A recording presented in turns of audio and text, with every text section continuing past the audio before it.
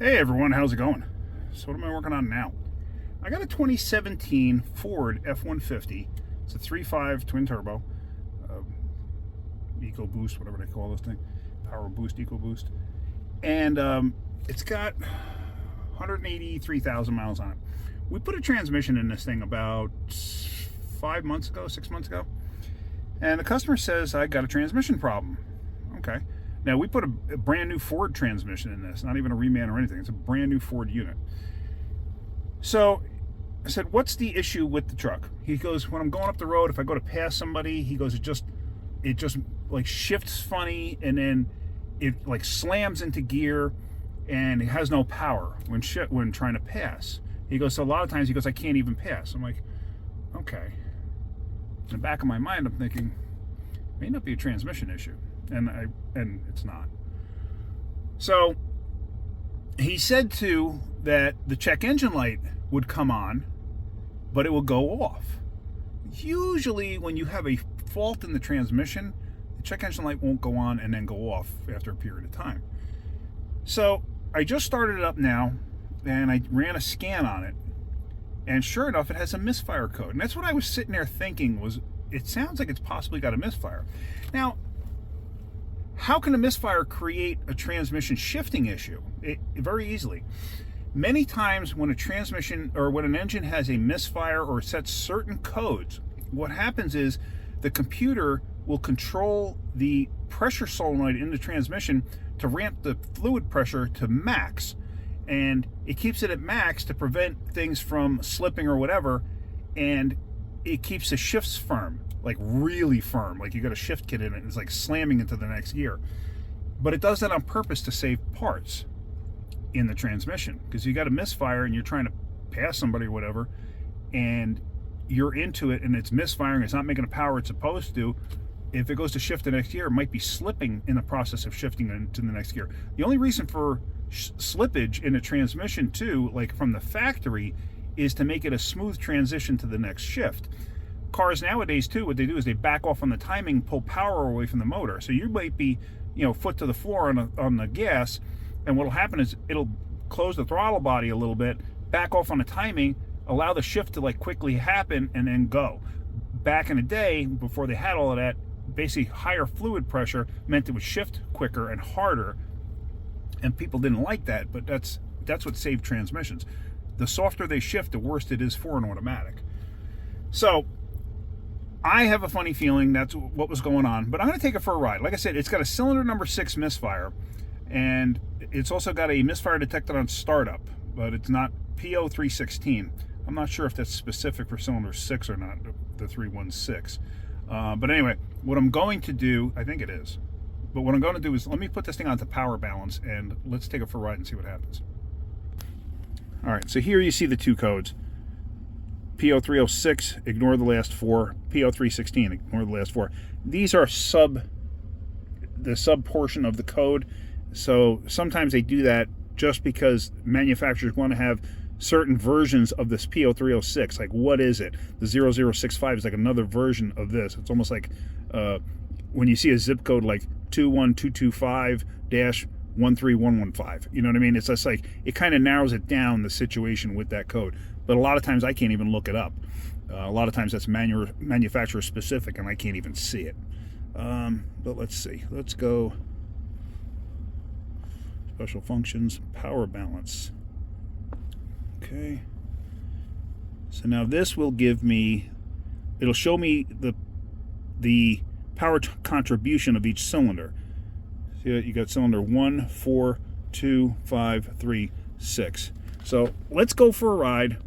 I'm going to put this down. Let me go for a ride, and let's see what this thing actually does. I'll go up on the road here. Well, I tell you what, this thing's got killer heated seats. It's like too hot. It's too hot, baby. Sorry for the musical interlude.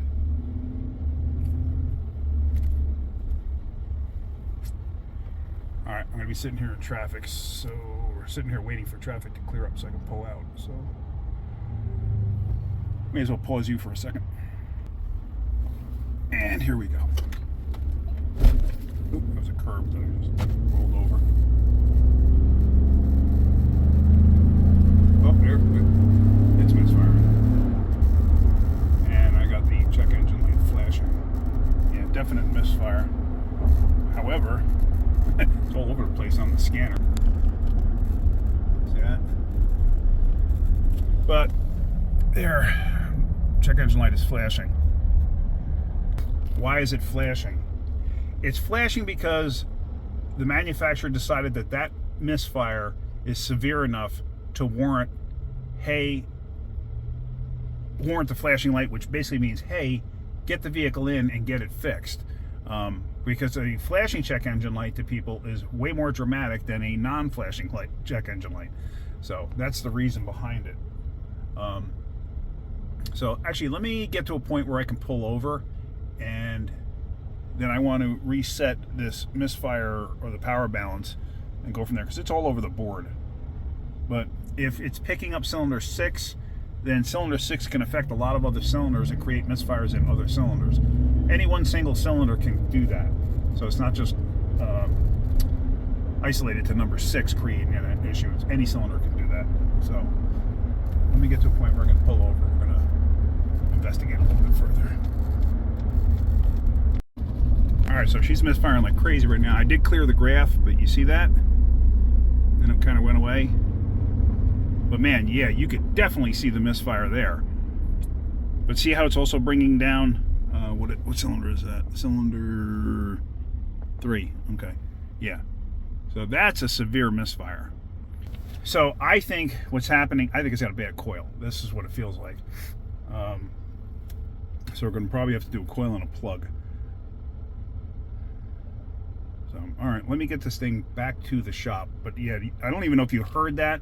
If you could tell that the vehicle just had that absolute dead miss and the whole vehicle was shaking. But also the shifting now, well, actually shifting when it's doing it was pretty severe. Like it was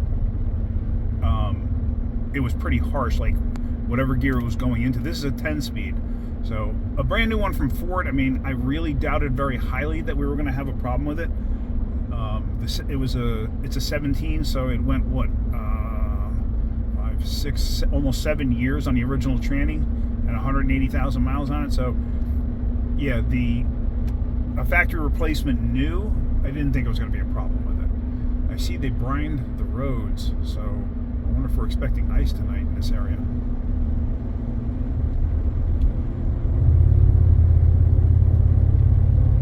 Now it does not have a misfire, but that could be temperature related.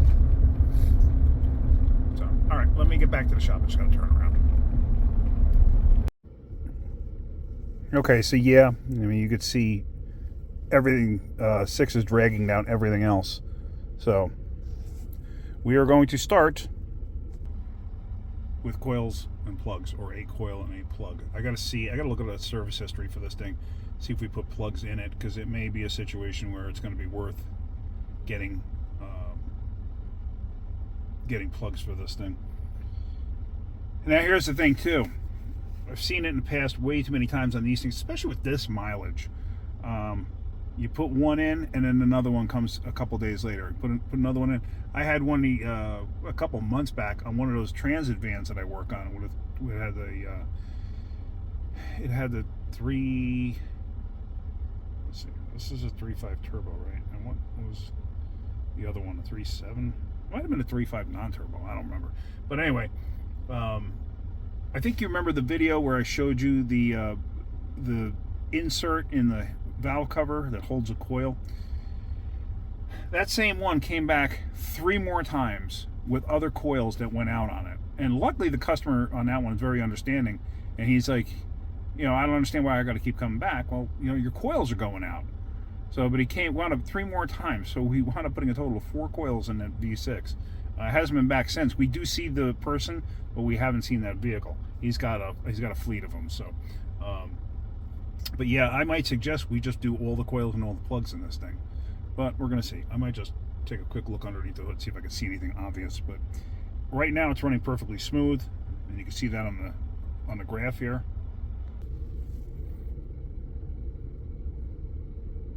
That's perfectly normal for one of these. So, all right, let me see what we're gonna do. We'll go from there. I don't know if I should continue this video tomorrow because it's gonna be into tomorrow. Nah, I'll continue this video into tomorrow. That's all. So when you see me next, it'll be tomorrow. Okay, so Rob actually pulled the F-150 in last night because he wanted to pull the plugs out for me to like get a head start, jump start on today. And let me show you what he found.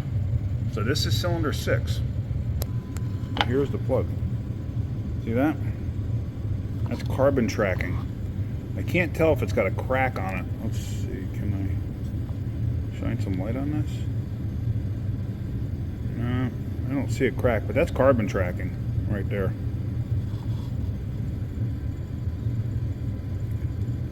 That will create a misfire. If you see that, something like that, or black line going down, replace your coil too. Even if your coil's firing, replace it, because you will wind up with that carbon on the inside of the boot here somewhere. You may not be able to see it, but that's probably it right there. And what'll happen is the misfire may be going for a short period of time, but it'll come back and it'll do the exact same thing. Replace them in a pair. Anytime you see that, replace it in a pair. So what we're going to do is I'm going to get one coil, one plug. We're going to put that in here, verify that this is all okay, and then I'm going to call a customer and recommend to him that we put a set of plugs in this. Rob did pull out another plug to inspect, because never go by the one that's, I mean, look at the one that was misfiring, but never just go by that. But they do look kind of worn. Let me show you.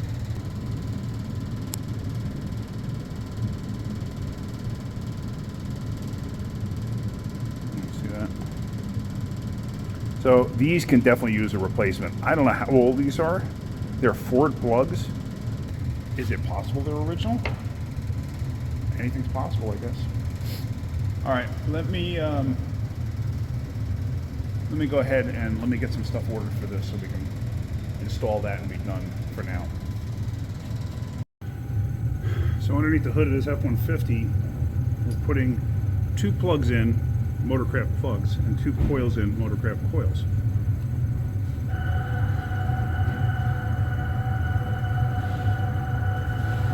It's a hybrid Lexus backing up, so it must be in electric mode. But yeah, so the reason we're doing 2 is pulled out all 3 coils, but pulled out plugs 1 and, or that's 4, 5, 6, plugs 4 and 6. So we were going to swap plugs and we were going to swap coils with 5 and 6. The reason for that is if the misfire moved to cylinder 4, then we knew it was a plug. If the misfire moved to cylinder 5, we knew it was a coil. However, since we saw that carbon tracking on the plug, well, we kind of knew what it was, but since we already had these out, we're putting these 2 in it. It needs plugs, and what I want to do is just make sure that verify that it's fixed, and then call the customer and say, hey, okay, now that it is fixed, we know what the problem is, let's put the rest of the plugs in, and let's do the rest of the coils too. See what he says. Coils are not cheap though, they're like $170 a piece, so it's a pretty penny. But we'll see what he says, you never know. But we're going to do at least 2 because we already got it apart at this point. So yeah, so let me just get that last one in. I can't really film this because I got to manipulate myself underneath the hood here to get to that last one. I already did the first one, and then I put the coil back on cylinder 5. So now we're going to go on to cylinder 6. So back there, like I said, I can't really film it only because I can't get back there. Dang it. Just dropped my socket. Gotta dig it out. Alright, so we're getting ready to go out on a road test with this. I have the power balance set. I'm going to clear it again just before I hit the road, and then let's see what it comes up with. And as you can see, let me shut that off. As you can see, it's about what it was before, roughly. It seems a little bit smoother though, that's for sure. But as you remember, on this end, everything was dipping really bad. So let's go up the road and let's see where it winds up. Yeah, everything's good so far. It's pretty darn smooth. no misfires like before, but I'm going to take it on a nice little road test, make sure everything's good, and then we'll check it out again. So the thing runs great, and as you can see, cylinder 1 is having some issues, so I got a funny feeling there's something going on there too. But as you can see, all the other cylinders are fine, and actually 6 is probably the least issue now. Number 1's in the highest ranking issue. I'd say number 3 is a little bit of an issue. But yeah, cylinder 4, yeah, look at cylinder 4. Cylinder 4 and cylinder 6 are where we put the plugs and coils, and the issue is the least in those cylinders. So let's go up the road here so you can see what I'm talking about. This thing runs, like I said, pretty darn good. I'm off the side of the little highway here that I usually sit on. This way you can see what I'm talking about. This thing runs very well, considering the mileage, 182,000. But yeah, I'm going to suggest the other cylinders doing the spark plugs and coils too, because that'll probably straighten all of that out. All right, we're clear. Let's go.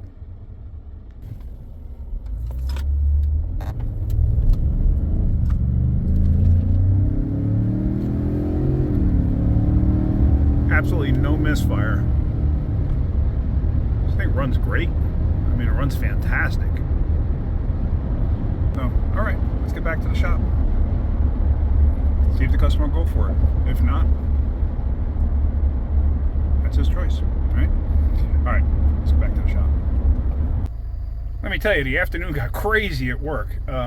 Anyway, spoke to the customer, and the customer said that they will do the work, do the other coils and plugs, just not right this minute. They said next week they'll bring it back in for that. They need the truck, and they just don't have the funds at the moment. Because if you think about it, it's going to add like another $600 to the bill. So anyway, basically the point of the whole video is don't just assume you need a transmission. It may not be your issue. And transmissions will shift extremely hard when the fluid pressure gets ramped up by the computer when it sees a misfire. That's how they work. It's what they're supposed to do. Everything was absolutely fine with this thing after the misfire was gone. So anyway, I thought that was pretty good. Just wanted to show you that. All right, if you're getting something out of my videos, hit that like button. If you could, please subscribe. And if you look down in the bottom where the description is for this video, you'll see I have links to Amazon products that I personally use. If you could just give it a click, I'd appreciate it. Clicks help me. I'm not asking you to buy anything. If you do, great. It helps me even more. But I'm not asking you to buy anything. That's about it. All right, guys, have a great day. Keep wrenching.